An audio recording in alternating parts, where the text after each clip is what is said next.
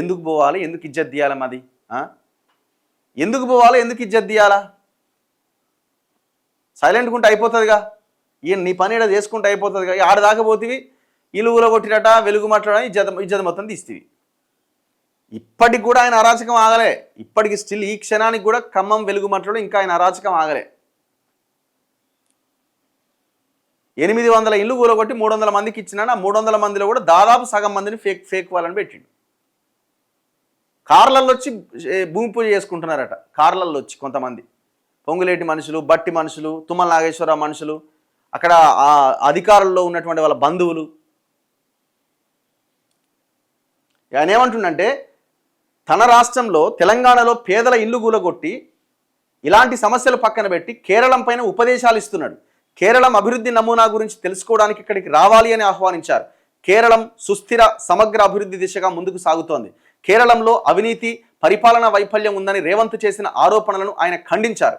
నీతి ఆయోగ్ సుస్థిరాభివృద్ధి సూచికలో కేరళం మొదటి స్థానంలో ఉండగా తెలంగాణ 6వ స్థానంలో ఉన్నది. కేరళంలో పేదరికం కేవలం 0.55%, తెలంగాణలో అది 5.88% ఉన్నది. అలాగే కేరళం అక్షరాస్యత రేటు 95. ఇప్పుడు ఎలక్షన్స్ ఉన్నాయి కాబట్టి విమర్శలు, ప్రతి విమర్శలు కథా వ్యవహారం. మళ్ళీ ఎలక్షన్ అయిపోయిన మళ్ళీ దేశం కోసం ఇంకో దానికోసం మళ్ళీ మేము కలిసి పనిచేయాల్సిన పరిస్థితి ఏర్పడిందని మళ్ళీ కలిసే పనిచేస్తారు. ఇదో ట్విస్ట్ మళ్ళా.